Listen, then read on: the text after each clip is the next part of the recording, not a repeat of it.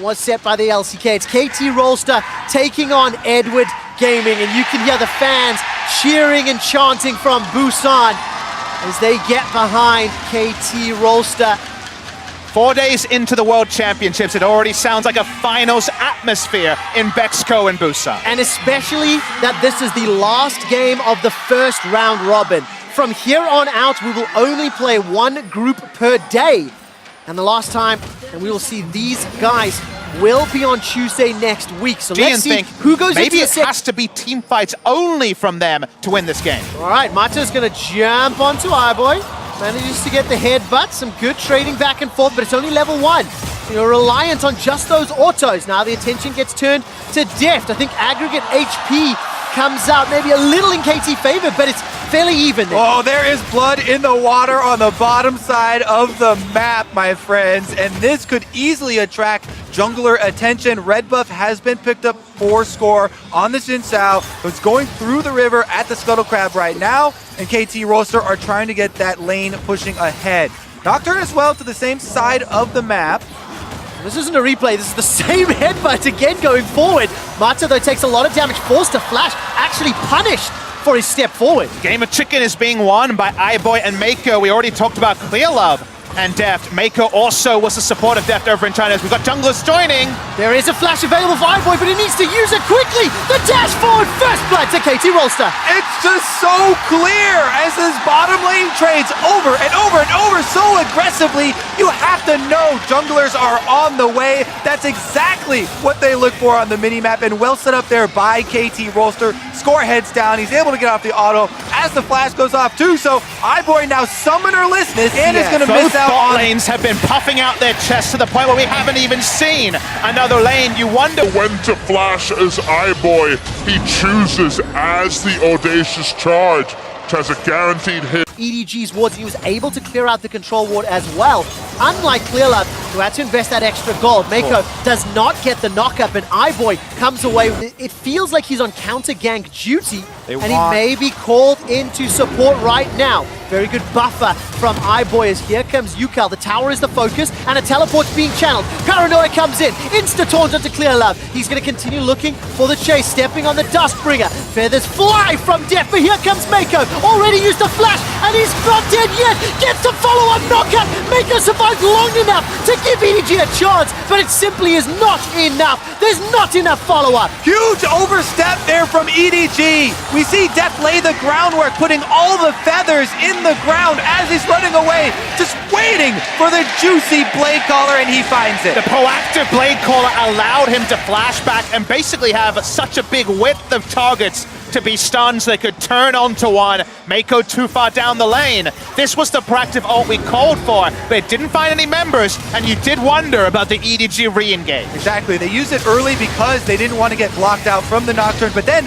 on the re-engage here, EDG are just grasping at straws. They see this Deft ult go down, they think that he is without defenses, but he still has the perfect blade color on the two squishy members right in a single line. He actually hit both members of the bot lane and Clearlove with one blade caller, meant that they couldn't join with any damage, and it meant that Mako was a lamb to the slaughter. Big part of the counterplay of Xayah is seeing the feathers on the ground and being able to work out that trajectory of a straight line. Here we go, though. They're right back at it, looking for dive number 2. Oh, this is going to be so difficult to get out of. There's no flash for Mako. There's 5 members of KT Rolster. They're looking for 2.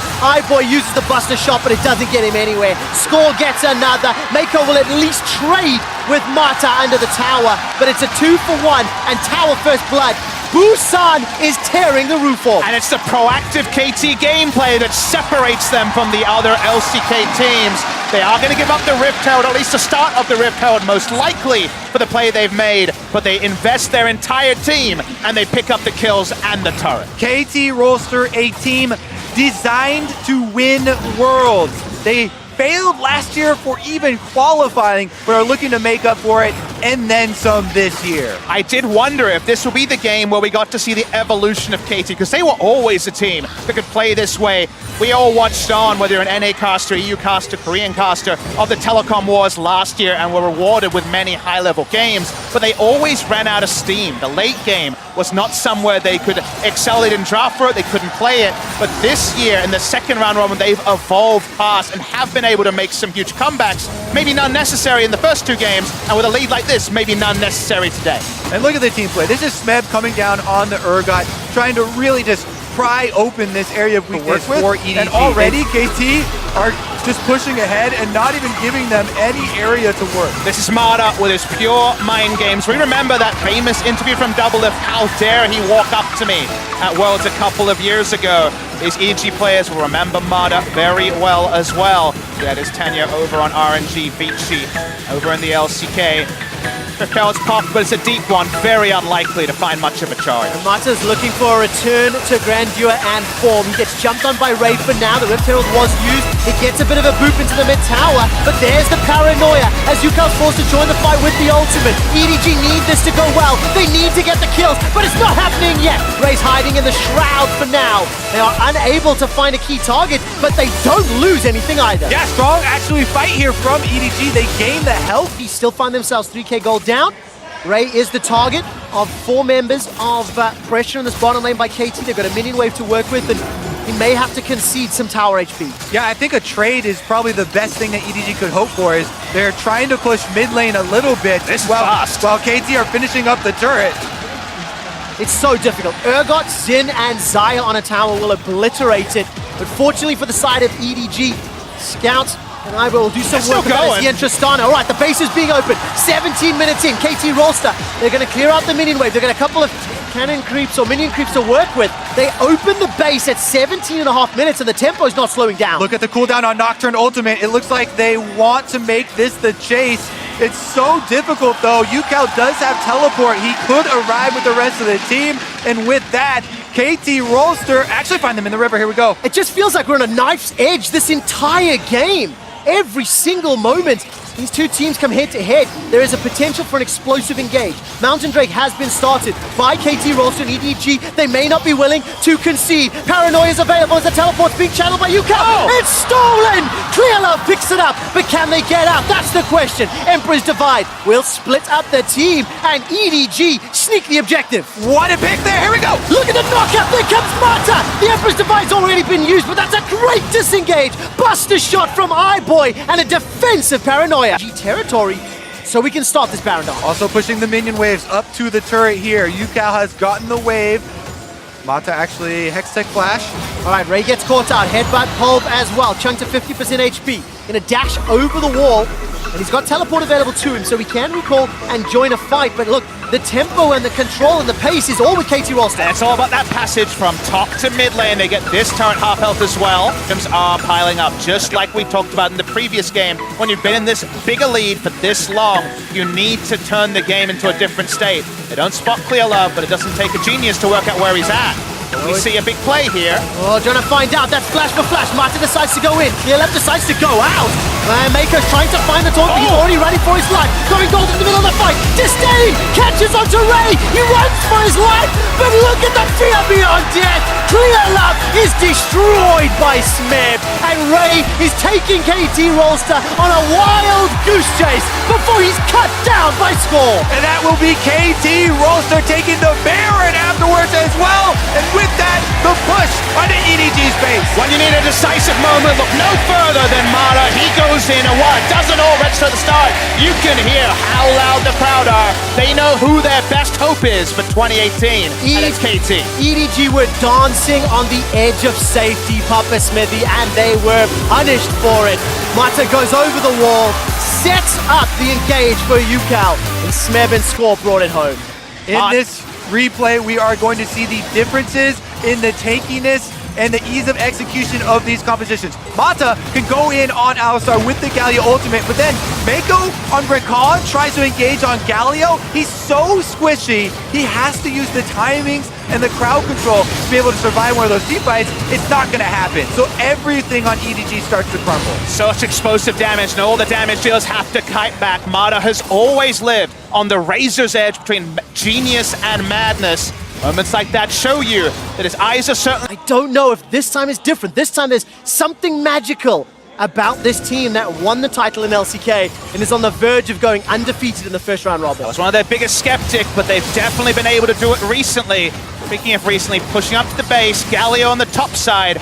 Clearlove has that ultimate, he can try to make a play, but if it goes wrong, the game is done. Remember, my friend, that the bottom inhibitor is exposed still due to the very early tower trading that we had in this game. So theoretically, a Baron buff, you just send the bottom lane as your split push. They're not going to do that. They're going straight at these towers, though, and they should fall quickly. Oh, take a look at that. Mata once again finds the engage. iBoy's the target. The inhibitor turret falls. The inhibitor won't be much longer. Now, Scout has got the Streamer Shuffle available, but how the hell do you make it work with a 12,000 gold deficit? The exposed inhibitor, Kobe, will fall uncontested, unstoppable, improbable. And KT Rolster in absolute control at 31 minutes. Sort of game where you could end the game as 0-0 and 0-0 because you never had that moment to look for an aggressive play. It was so easy, it was bread and butter earlier this tournament, but for now, all you can do is watch along as KT take down two inhibitors. They even get an Infernal on the back end. And they're really waiting to see the solo laners who farmed up a plenty find something. Speaking of solo laners. All right, let's take a look. Scouts has used his ultimate as well as that Sundisk. The Sundisk will help defend a while, but Paranoia's been used defensively once again. Two crucial ultimates if EDG want to win a team fight, if they want to mount some sort of comeback. Yeah, they're lacking in cooldowns, and they're also lacking in base defenses. Nothing left but the Nexus turrets. Edward Gaming and the LPL are on the verge of losing their first game here in the group stage. It will be at the hands of KT Rolster. KT Rolster now setting their sights at the Nexus turret as Scorp will be bringing the minion wave through that Sundisk in the bottom lane. It's going to be one only from the mid lane for now. The sideways will take a while to crash. Will we see a dive attempt? I'm sure we will. KT Rolster have done it over and over. They've got a significant lead at 11,000, and there's the dive, Papa Smitty. Mata goes in and is shot right back out. Oh! Nexus turret goes down, but look at the engage! ucal finds Edward Gaming, wrecks them where they stand. Only iBoy and Mako standing. They were the first to fall at the start of the game, the last to fall at the end of the game. And KT Rolster will turn their attention to the Nexus, go undefeated, and hand the LPL their first loss. Huge roar from the crowd here. ucal flummoxed CDG by flashing back in with his taunt. They took down a couple of members. They take down the Nexus.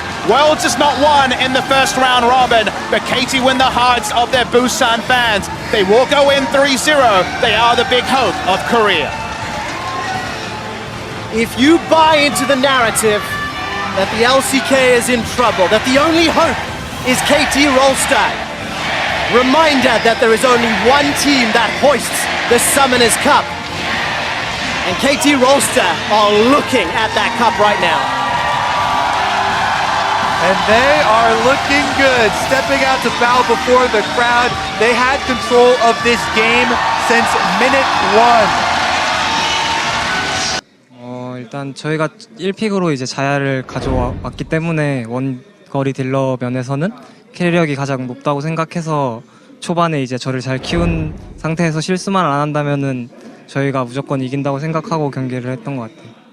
So we first picked Saya, and I think it's the most strongest champion so far. So I think if I just get skilled enough and don't make any mistake, I knew that we were gonna win. And you guys did. This is also the first LPL team to drop a game. And besides taking down your ex-team, that is also a big honor. Is it important to you to have been the first team to deal that loss to the LPL region? 그럼 오늘 드디어 LPL의 전승을 끄는 팀이 됐는데 친정팀을 끄는 것만으로만 이상으로도 의미를 갖고 있는데 그런 게 어떤 의미를 갖고 있을까요?